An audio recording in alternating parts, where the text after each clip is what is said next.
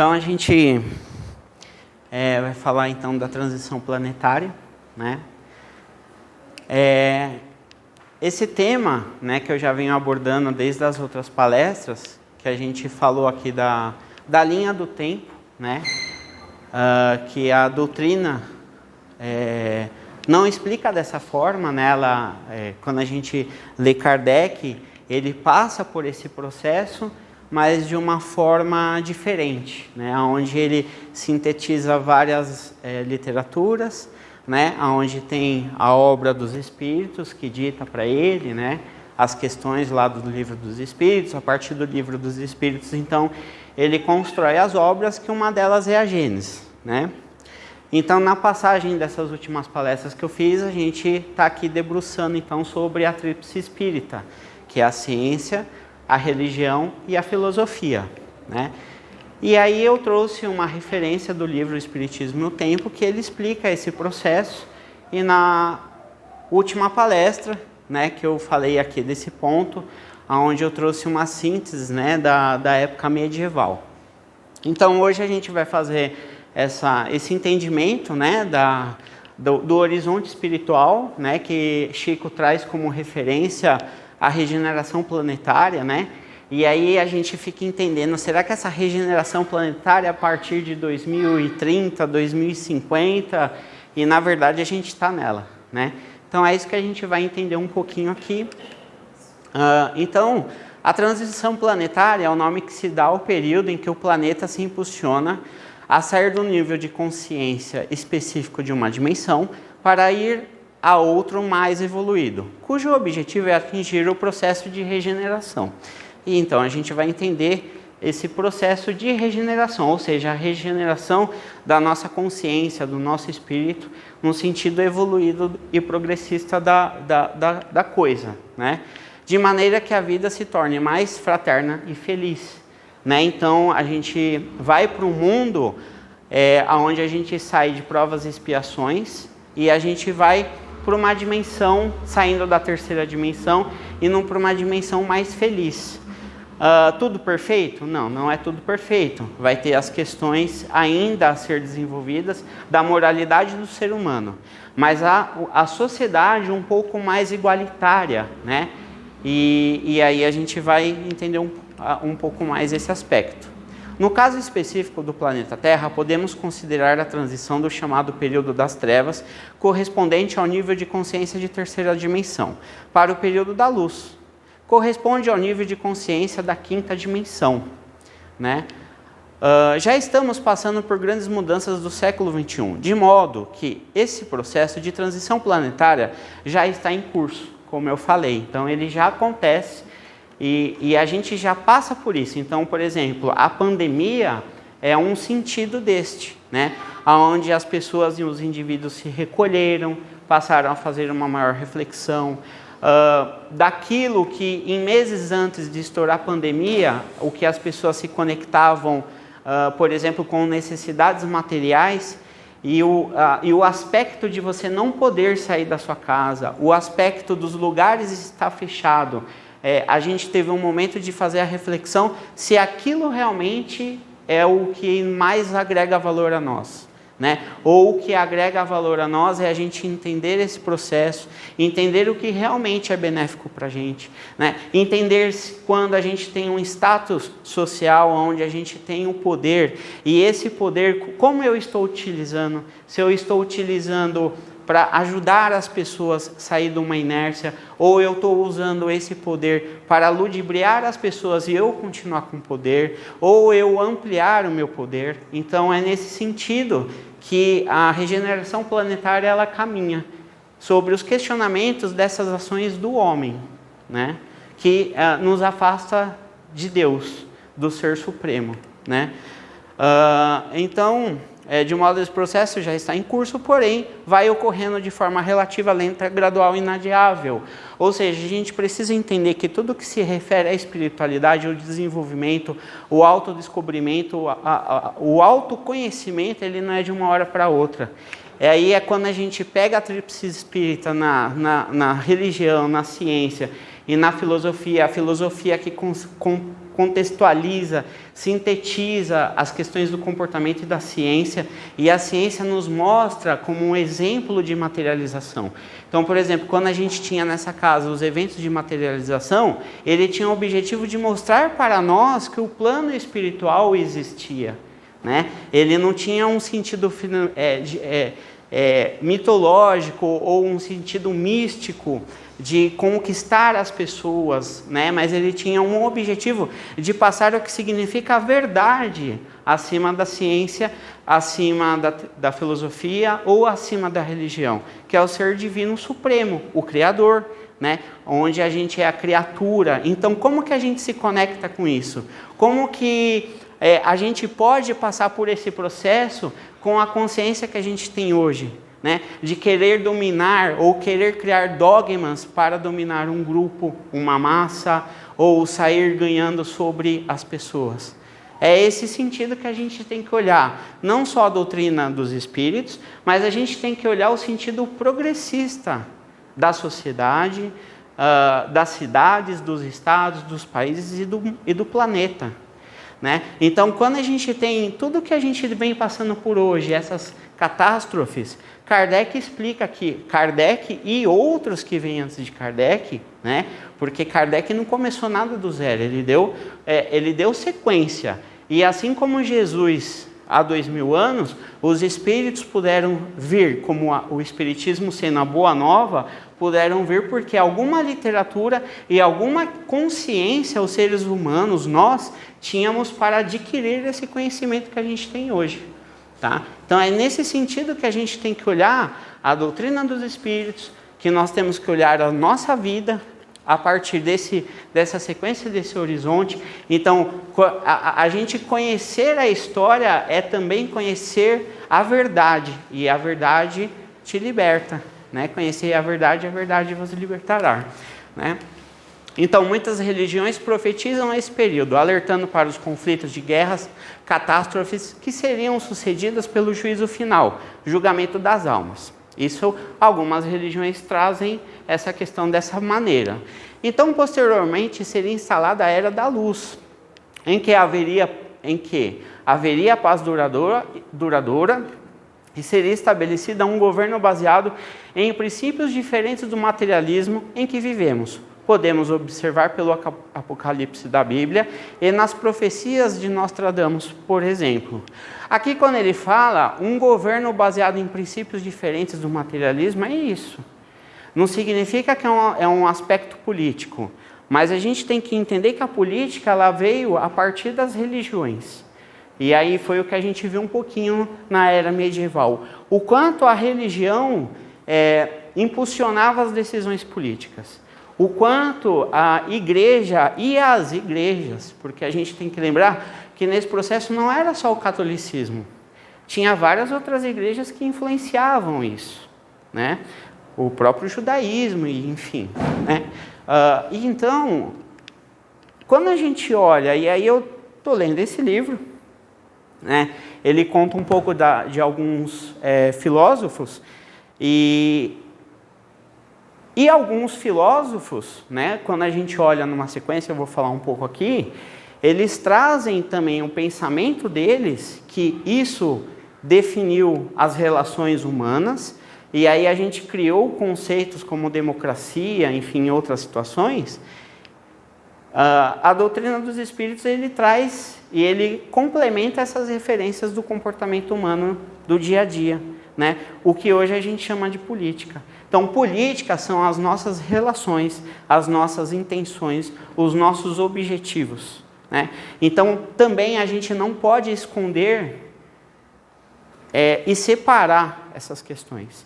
Elas não podem estar dentro do dia a dia, dos diálogos, quando a gente fala de Deus. Porque se a gente só falar isso, a gente entra no aspecto do materialismo. Mas quando a gente olhar para Deus e descer, né, e trazer essa essência para o nosso dia a dia, a gente estará fazendo coisas que seguem um caminho de Deus. Ou seja, os ensinamentos de Jesus, a gente não põe em prática só dentro dos centros espíritas ou das igrejas. A gente coloca ele no nosso dia a dia. Então, quando a gente analisa a vivência de Jesus, Jesus não tinha uma igreja. A igreja veio depois dele a partir de Paulo, de Pedro.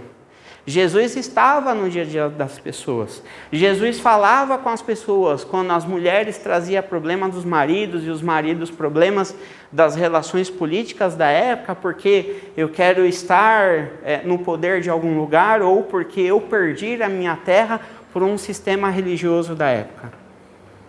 Então, assim, algumas religiões colocam essas questões como pecado, como abomináveis, mas não.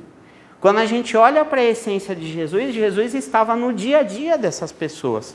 Então não, hoje nós estamos aqui. Quando a gente está na rua, ou a gente está no nosso emprego, né? E você vê uma situação que você abre mão de você, sei lá, de um salário, ou de uma posição, né, funcional, um cargo, alguma coisa assim, e você vê uma outra pessoa melhor preparada e aquela pessoa pode colaborar melhor com os aspectos da empresa, e a empresa ela tem um objetivo social, né? Quando a gente olha essas questões e toma decisões mais humanas, a gente está pregando aquilo que Jesus nos ensina, né? Tanto que hoje, quando a gente está na MBA, nas academias, nas empresas, você fala de processos humanizados. O que é isso? Da onde veio isso? Será que não tem as referências dos ensinamentos de Jesus? De tudo que está na Bíblia? Porque se logo a gente criou as leis a partir de Moisés e melhorou elas no sentido moral e ético com o ensinamento de Jesus sobre o amor, tudo que está dentro das empresas, que chega alguém e fala lá, eu sou o criador deste conteúdo, na verdade ele tirou de algum lugar. Kardec, por exemplo, não diz que ele é o criador daquele conteúdo. Ele dá biografia aos espíritos, Chico Xavier dá a biografia a Emmanuel, a André Luiz. Nós não somos criadores de nada, nós damos continuidade nas coisas, ou melhoramos. E é isso que a gente vê aqui um pouco, né? Os maias, por exemplo, em que até então não havia tido contato com o mundo oriental, já haviam previstos transições planetárias, inclusive com a aparição de um novo Sol. E aqui, esse ponto eu deixei aqui, porque é engraçado, né? Então a gente tem uma história parecida na criação da doutrina dos espíritos, a partir de Kardec. E há um ponto, então, quando a gente é materialista, né, é um cientista pragmático, que questiona Deus em todas as coisas e busca explicar todas as coisas, isso aqui é um ponto. Como que a literatura maia traz tantas essências que vai de encontro à cultura que a gente tem, né? E aí o Ocidente e o Oriente falam, olha, nós criamos... E isso se associa com o conhecimento que a gente tem hoje. É um ponto de referência para a gente analisar, então, quem é Deus em tudo isso, né? A transição planetária é a preparação para a aquisição dessa nova consciência mais espiritualizada, uma vez que aquela que nos encontramos atualmente é da materialidade voltada ao capitalismo, ao dinheiro e ao poder, como eu falei, né? A visão espírita na transição planetária. Os seguidores do Evangelho Espírita já receberam as informações de como as tragédias naturais, por exemplo, fazem parte desse processo, pois sabem que elas têm o objetivo de expurgar os espíritos refratários, a ordem e a evolução moral e espiritual que não poderão ser resgatados e vão compor a nova forma de ser do planeta. Já é sabido no Espiritismo que, para a transição planetária, esses espíritos permanecerão em outras esferas, aprendendo as leis do amor e do bem. Para quê? Quando tiverem condições de retornar à Terra e oferecer suas contribuições, voltem para cá com o progresso da humanidade. Para a felicidade dos habitantes da Terra, é preciso que somente os espíritos bons, encarnados e desencarnados, povoem o planeta e promovam o respeito às leis, à ética e à natureza, de forma que o ser humano possa ser integral, como fala Joana de Ângeles, né? Consciente dos seus deveres para com Deus, para com isso próprio e para com o próximo. Então, quer dizer, é tudo que Deus colocou nas suas leis naturais, que só dá certo quando a gente segue esse caminho, porque quando a gente não segue esse caminho, a gente tem N transtornos financeiros, psicológicos, emocionais e espirituais e lá. Então, nesse contexto, é uma síntese de o tão complexo que é e o tanto de conhecimento que a gente tem que adquirir, que o autoconhecimento, todo mundo fala, mas ninguém lembra que você precisa ter uma literatura. O Conrad até falou sobre isso numa palestra, sobre a cultura, né? Você precisa adquirir a cultura, né? Não entrar em detalhe, mas você precisa saber de onde é a base das coisas. Basta a gente ter a base de alguns conhecimentos. Então, primeiro, o conhecimento sobre a humanidade, como a gente tem falado aqui. O conhecimento sobre nós mesmos. Como a gente conhece nós mesmos? Olhando o pai, olhando avô, bisavós, né? E nos trabalhos se falam muito disso. Tem algumas carinhas aqui que eu lembro que o mentor já falou algumas coisas nesse sentido. Que é você fazer esse andar para trás, olhar para trás e conhecer a sua origem. Descobrir a sua origem. Isso é importante, isso é libertador, porque a partir da nossa origem a gente sabe quem é e a gente entende o que a gente precisa mudar. Porque se a gente tem um vazio para trás, ou seja, o Big Bang, né, do universo que a ciência busca encontrar essa resposta até hoje. Mas não vai ter essa resposta.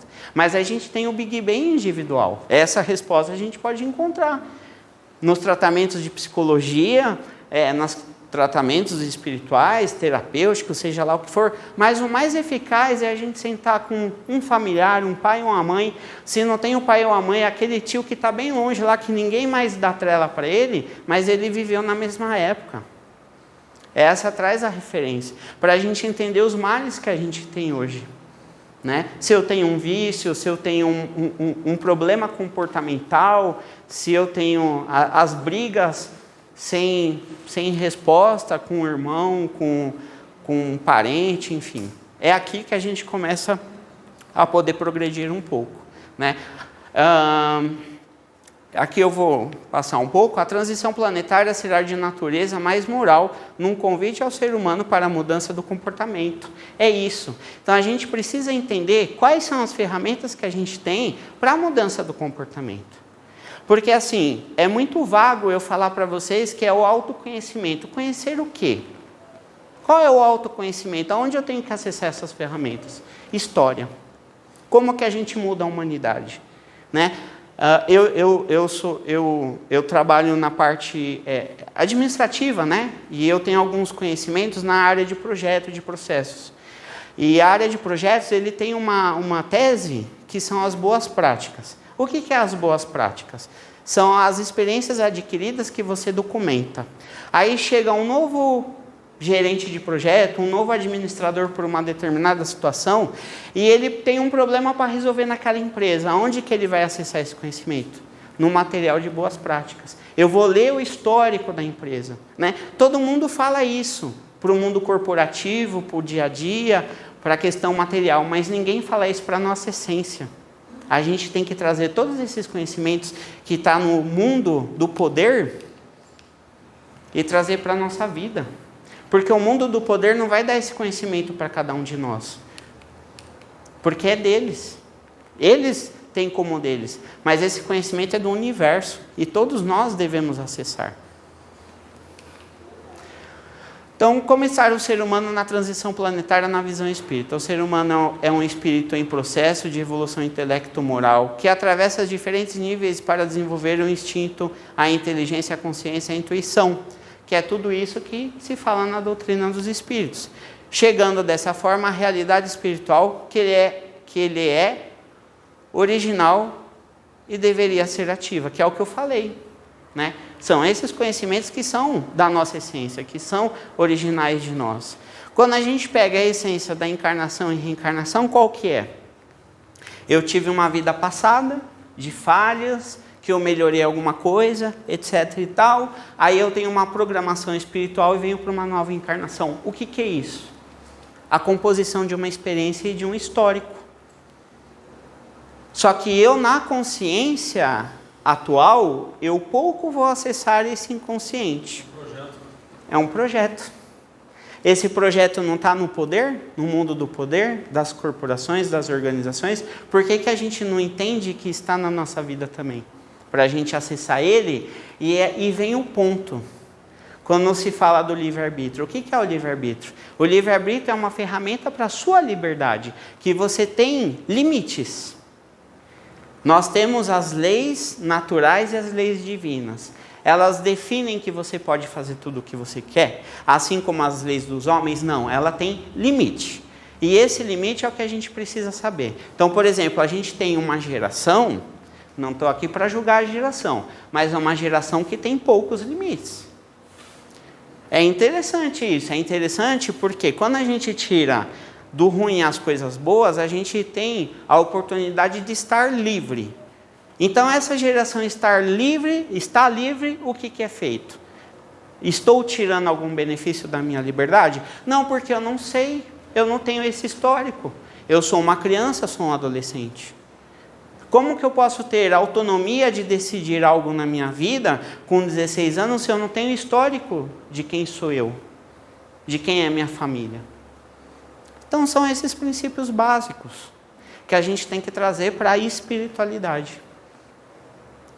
As reencarnações, segundo o Espiritismo, é o que confere às pessoas eliminar as imperfeições morais, né? Como eu falei, levando-as para a plenitude, como fala Joana de Ângeles, que ele está destinada numa metodologia de erros e correções. Então, qual é o problema de eu ver o meu erro? Se eu não enxergar meu erro, eu não consigo corrigir.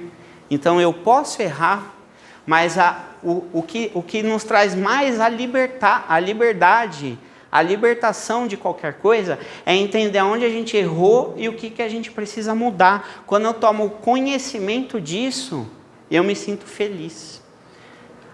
As pessoas me desculpam, porque elas veem no meu comportamento a mudança. Isso é energético, isso é mais forte que qualquer orgulho. Quando a gente precisa quebrar o orgulho, essa é uma boa ferramenta. Deixa a metodologia tal. Então, adquirindo experiências que promovem a elevada intuição. A intuição é a conexão com o inconsciente. Dentro da doutrina espírita, com as encarnações passadas, com aquelas elevações que você tem moral do conhecimento.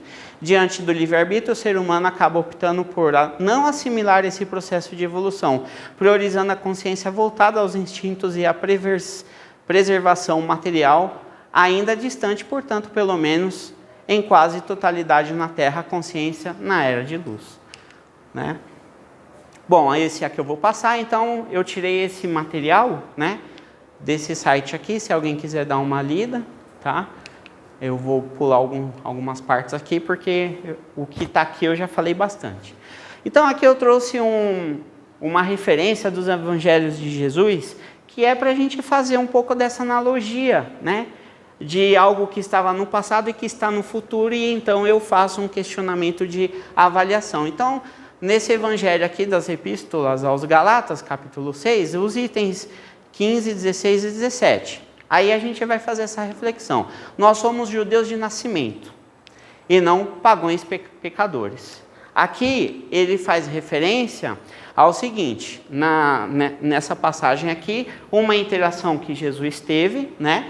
Então aí chega, eu não lembro quem que era, eu esqueci de pôr aqui, foi uma falha minha, mas um dos personagens, vamos dizer aqui dessa passagem, diz assim, eu sou judeus de nascença. Ou seja, os judeus, de certa forma, recriminavam as falas e as parábolas de Jesus. Então, ele se coloca assim, que Jesus falava para os pagãos. Então, ele não escutava o que Jesus tinha a dizer a ele, porque ele não era pagão pecador. Ou seja, era essa experiência e essa visão que esse personagem tinha naquele momento. Aí, no item 16... tem aqui o discorrer. Sabemos, entretanto, que o homem não se torna justo pelas obras da lei. Ou seja, está sendo falado aqui que nas obras da lei nós não somos nada, nós não nos tornamos justos. Ou seja, não estamos no caminho correto, mas somente pela fé em Jesus Cristo. Essa é uma referência.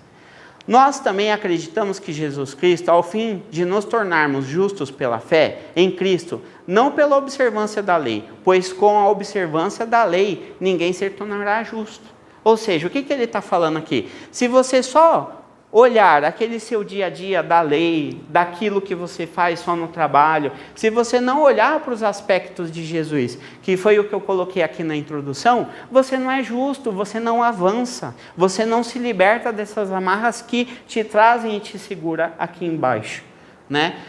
No item 17, nós preocupamos nos tornar-nos justos em Cristo, mas também somos pecadores como os outros. Então, será que Cristo estaria a serviço do pecado? É uma reflexão que eles fazem. Por quê? Porque eles não conseguiam entender as mensagens de Jesus Cristo. Por que eles não conseguiam entender as mensagens de Jesus Cristo?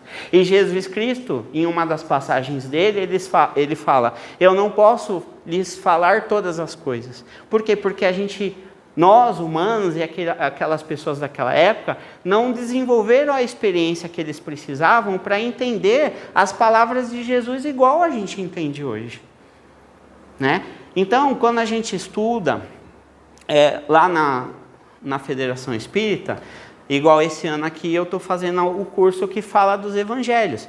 E tem um olhar lá no Antigo Testamento, né, que alguns estudiosos, depois de Kardec, estudaram e debruçaram no Antigo Testamento, que eles tiram várias menções sobre questões espirituais daquela época. Né? Várias, eu não vou dizer aqui porque não é objetivo. Mas tem várias conotações, então, quando a gente tem o Evangelho segundo o Espiritismo, que muitas pessoas vêm de outras religiões, por sentirem algumas respostas na doutrina dos Espíritos, o Evangelho segundo o Espiritismo, ele consegue explicar para a gente várias coisas que outras religiões que interpretam, que falam sobre o Evangelho não conseguem explicar. Então, daí que a gente começa a ter a explicação da ciência e da filosofia que a gente vai ver agora. Então, Emmanuel fala, nas estradas cristãs somos defrontados sempre por grandes números de irmãos que se aquietaram à sombra da improdutividade, declarando-se acidentados por desastres espirituais. Não é verdade, né? Não é verdade.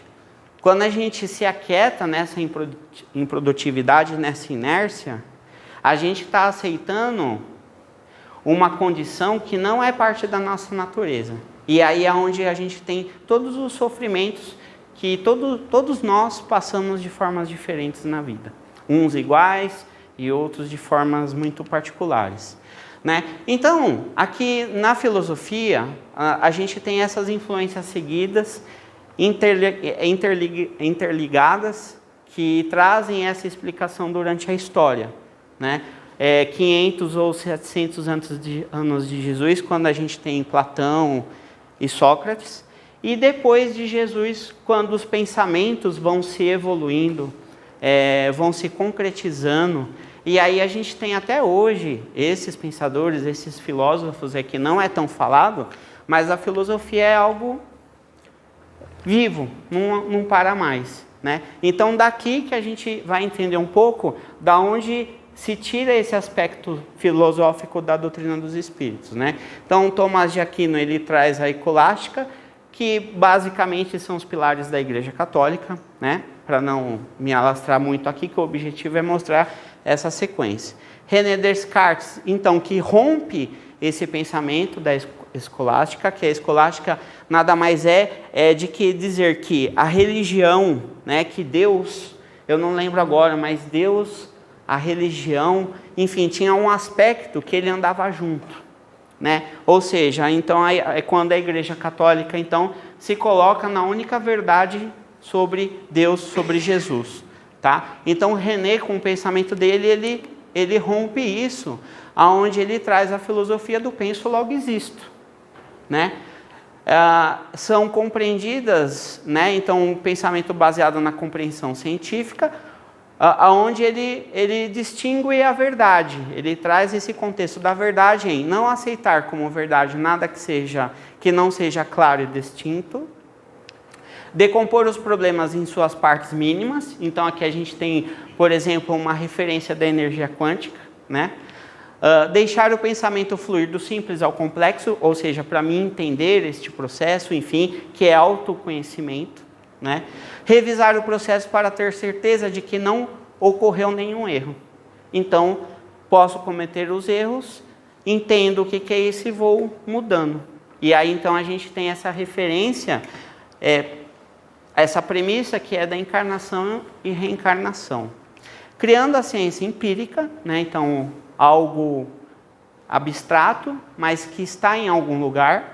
A doutrina segundo a qual todo conhecimento provém unicamente da experiência, que foi aquilo que eu trouxe, por exemplo, de Kant nas últimas palestras, né? Limitando-se ao que pode ser captado do mundo externo, pelos sentidos ou do mundo subjetivo, pela introspecção, segundo o ser, descartadas as verdades reveladas e transcendendo do místico ou a priorísticas e inatas do raciocínio, ou seja, saindo do místico, daquele mundo primitivo, né? Onde Deus era o céu, era a árvore, e trazendo para um contexto racional, que é o que a gente tem hoje, tá? Aí tem aqui o Pascal, que ele segue Descartes, então nos princípios mais racionais. Ele traz a teoria das probabilidades, né? Então são das experiências, ou seja, a probabilidade de algo amanhã é com base na minha experiência de hoje. É basicamente isso que ele traz. Spinoza, então, que tem um texto aqui, mas eu não vou ler, mas em resumo, ele traz as questões das relações humanas, né? Então, para com Deus e com seus semelhantes. Então, basicamente, ele explica, né? Ele traz um pouco, ele sintetiza um pouco do que a gente tem na Gênese Espírita, dessa referência do que é Deus, o Criador. Então, ele diz assim, nós, com as crenças tradicionais que a gente tem, Deus é igual a mim. Não, Deus não é igual a mim, porque se Ele me criou, Ele não pode ser igual a mim. Deus é infinito. O infinito, ele tem vários princípios, de início, meio e fim. Então, o infinito, ele não tem fim. Então, ele traz esse pensamento, essa referência, para a gente não buscar e simplificar a explicação que eu sou igual a Deus. Não, não é isso. Eu posso buscar este autoconhecimento igual a doutrina explica, mas eu fazer a referência do que está externo é o erro que a gente comete já há alguns séculos. Eu tenho que entender que quem sou eu para eu entender as possibilidades e a probabilidade do que Deus nos colocou à disposição para o nosso desenvolvimento, né? Esse aqui, Locke, que aí já traz esse contexto da metafísica, né? Nas questões fundamentais sobre a mente. Então ele entra hoje no que a gente tem a psicologia. Ele começa a entrar um pouco aqui nas questões da mente, da linguagem, das percepções, que é basicamente o que a gente tem na psicologia hoje, tá? Que a metafísica é uma evolução, a psicologia é uma evolução disso. Então aqui a gente tem esse fechamento do que é a tríplice espírita, né? Ou seja, para nós sermos a verdade e a liberdade, a gente precisa ter essa tríplice na nossa essência. Conhecer e entender um pouco disso tudo. Não preciso ser um filósofo, não preciso ser um cientista, mas eu preciso ser um conhecedor de bases para eu desenvolver o meu autoconhecimento. Então aqui é eu voltei, né, que é o que o René traz desse pensamento, né, dessa tríplice, que eu coloquei como tríplice, mas não é isso, tá? É que eu fiz uma adaptação. Então, aqui, com tudo isso, a gente tem dentro de nós, né, esse processo aqui, da intenção, propósito e valores, quando eu tenho um aspecto afetivo, transporto para a volição, que é o cognitivo e o desejo, que isso vem a partir das experiências, e eu tenho na consciência a condição inteligente para a decisão de algo, ou seja, é onde eu mudo a minha moral, a minha ética, eu melhoro as minhas relações políticas e humanas, tá? E aí, para fechar aqui, falta quanto tempo? Não vi. 5, né? Não, é só para terminar aqui eu vou fazer essa reflexão e depois é simples. Na síntese, o desenvolvimento dos horizontes associado à tríplice espírita, todos os eventos andarão juntos no passar do tempo, que é o que foi o que eu falei ali daquelas origens do primitivo ao espírito. A partir do contexto primitivo e agrário, tínhamos as crenças tipicamente regionalizadas a partir das localidades associadas à natureza. Por exemplo, uma tribo indígena.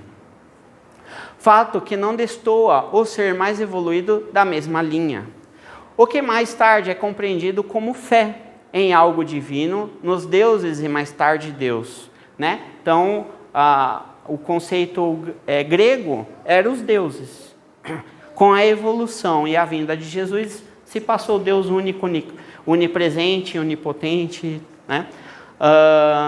Nesse processo, no período agrícola, até a civilizada, temos o desenvolvimento da filosofia que procura entender e explicar esses pensamentos, buscando entender o que é Deus, quais as composições do orgânico e do ser espiritual, que sempre esteve na essência do ser, e mais tarde, a partir do iluminismo, que tem como objetivo o desenvolvimento da ciência e do humanismo, que pregava a centralidade e a racionalidade humana.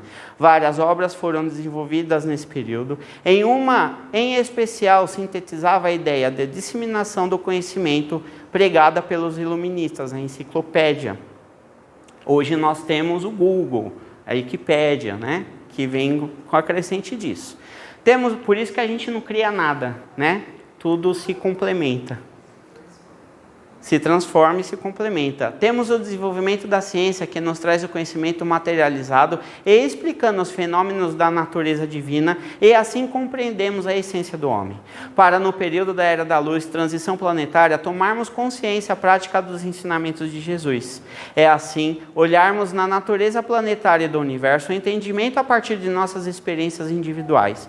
Definirmos o que é Deus em nossa essência interior, como trouxe o filósofo Pascal. Somos diferentes e anormais em outras culturas, mas precisamos nos encontrar nessas diferenças para colaborarmos com o todo da criação divina e assim trabalhar pelo nosso progresso. Entendendo a nossa ancestralidade para acendermos a luz transcendental, como Kant fala. E assim temos a consciência. Conforme ilustra os filósofos analisados anteriormente, e assumimos os conhecimentos para o domínio de nossas virtudes para a autodominação da liberdade, transformando as crenças limitantes de dogmas sociais para o entendimento individualizado e trabalhar para o entendimento dos ensinamentos de Jesus, onde o conhecer se associa às sensações orgânicas que são ferramentas de medição das condutas evolutivas do ser. Estou em depressão. É isso aqui que explica um pouco. E assim a evolução para outras dimensões se fazem necessárias a partir deste contexto, a convivência com o diferente e com o pensamento divergente. Assim se constitui esse caminho de libertação, desenvolvendo novas experiências a partir do diferente. Ou seja, aquele que é diferente de mim, ele tem muito a me ensinar. E normalmente é aquele que eu tenho os embates do dia a dia, com o meu chefe, com o marido, com o namorado, com a namorada, etc, etc. Com os conflitos, e aí, quando a doutrina dos espíritos traz a explicação, como é a constituição das famílias, é aqui que a gente olha isso, tá? Com os conflitos, a grande proposta dessa consciência é saber trabalhar nesta dinâmica para o crescimento e evolução, não apenas do planeta, mas dos seus habitantes que influenciam diretamente na dinâmica energética do globo. Então aqui é o caminho da transição planetária, fazendo assim a conexão com todo, o que tudo que é divergente passa a ser complementar. Os pensamentos do dia a dia, religiosos, científicos, filosóficos, profissionais e todos os outros conhecimentos da área humana, fazendo assim que não sejamos anormais. Ou seja, quando a gente chega num ambiente que todo mundo é igual aqueles robozinhos, pensa igual, a gente é anormal perto daquele povo, né? Assim, então, foi a Inquisição. Assim foi a Inquisição. Para a gente ver que uma coisinha que hoje para a gente é um nada, é um problema de relacionamento, ou é um problema no trabalho, há séculos atrás foi Inquisição. Quem pensava diferente era queimado, né? Era eliminado daquele grupo. E hoje não. A transição planetária é trazer o diferente para a nossa vida. Quem pensa diferente de nós, a gente aprender com essa pessoa e mudar o nosso ponto de vista. Mas ainda existe muito disso. Existe. Tais cancelamentos mudaram as ferramentas, mudaram a forma de comunicação. Mas hoje, se você coloca uma posição sua na internet, você é cancelado, você é escorraçado, você pensa diferente da maioria ou daquela tribo que está ali te cercando naquele momento. Exato. Por isso que tem um filósofo, não é um filósofo, ele é, eu não lembro o nome, historiador, ele é israelita, é o Araki. Né? Eu li um livro dele, do Homo Sapiens, ele fala sobre isso. Então, por exemplo, ele fala que a ciência é uma grande... A internet é uma grande ferramenta. E quando a gente vai olhar, a internet é uma ferramenta que nos liga de todos os lugares do globo pós a globalização. A globalização ela foi positiva para quebrar essas barreiras, onde todos os povos se unissem num mesmo ambiente, igual é Brasil. E aí é onde a gente tem, por exemplo, Ismael, quando fala que Brasil é a pátria do universo, é nesse sentido. Porque todos os povos estão aqui. Então a gente pode refletir e melhorar essas culturas que nós temos. Para quando a gente fala, tem alguns pensadores, alguns filósofos, que falam que daqui a alguns anos não vai existir religião. Por quê? Porque as nossas relações estão mais próximas com os diferentes e aonde que dessa forma a gente está entendendo que Deus não precisa de intermediário. Basta a gente entender Ele e ir direto até Ele. Né? E então a internet ela nos traz essa ferramenta de interação de pensamento, ou seja, hoje todos nós nos transformamos em filósofos, todos nós nos transformamos em cientistas e por aí vai. O que está errado é o seguinte, que a gente, em cada indivíduo, a gente tem que assumir as responsabilidades das nossas decisões e daquilo que quando nos tornamos pais e mães, que eu não posso entregar um celular, não sou nada contra, mas eu não posso dar um celular para uma criança de 2 anos e deixar ela. Porque a partir daquilo que ela está vendo, ela vai formar o pensamento e a opinião dela, sem base nenhuma. Então é nesse sentido que a gente tem que ter a liberdade, mas ao mesmo tempo a gente tem que entender qual é o limite que a gente precisa ter, para que essas relações elas sejam mais sadias. E isso só vai fazer com que esses hormônios que nos desequilibram, a gente se conecta e começa a transformar. E é isso que a gente faz aqui, e um dia a gente vai ter essa oportunidade de todos falar, a gente faz uma terapia. Terapia é discutir, é pôr para fora. Né? Pode falar. Só um contraponto mais favorável, quando você diz o negócio de entregar o celular a uma criança, com certeza. A gente tem que ser, a gente não é como você fala assim, nós temos que de uma certa forma coibir, coisa do tipo, mas eu acho que ela tem que ser administrada. Administrada. Em doses homeopáticas, mas sempre com controle, observando e tirando dúvidas e coisas do tipo. Então, não serve só para celular, inclusive para tudo. Televisão, escola, amigos. E você sabe, essa palavra administrar é o que a gente precisa trazer para a nossa vida. Quando a gente toma uma bronca do chefe e fica enfurecido, que não, qual é o sentimento que não aceito? É porque eu quero controlar aquilo que eu estou fazendo, por exemplo. Mas quando eu tiro a palavra controlar e coloco administrar, eu tenho o sentido que nem ele fala do Estado, dessas relações, uma relação democrática. Essa é uma verdadeira democracia, onde eu administro aquele ambiente que eu estou. Então eu aceito que é diferente, mas também entrego. E aí a gente vai desenvolvendo igual aquela pirâmide. Beleza? Alguém quer pôr mais alguma coisa? Pois não. Hoje em dia, a transição planetária, ela pode melhorar em qual sentido na vida das pessoas que estão na Terra atualmente? Da nossa vida, as relações humanas num sentido... Quando Jesus fala amor, e amor é o único mandamento, amar o próximo como a ti mesmo, etc. e tal. A gente tem 2 vertentes, o bem e o mal, certo? O que é o mal? O mal é a ignorância. O que é o bem? O bem é algo que eu já domino. A transição planetária, ela tem essa oportunidade, quando a gente viver em sociedade, num contexto democrático, não falando de política, é que é para a gente assimilar. O que é a democracia? Todos falando, opinando e todos convivendo de uma forma harmoniosa. A transição planetária é isso, mas num sentido mais evolutivo, onde o poder sobre o outro transforma. Então hoje a gente tem o contexto do líder, né? Então, dentro de RH, a gente estuda aquele chefe autocrático, que é aquele chefe que fala assim, eu pago o seu salário e você tem que fazer o que eu mando. E você tem aquele líder que te convence, com base, né, nas regras que ele tem que seguir como chefe, como líder, e ele te convence, olha, você precisa fazer tal coisa, que a sua tarefa vai agregar com os objetivos da empresa, assim, assim, assim.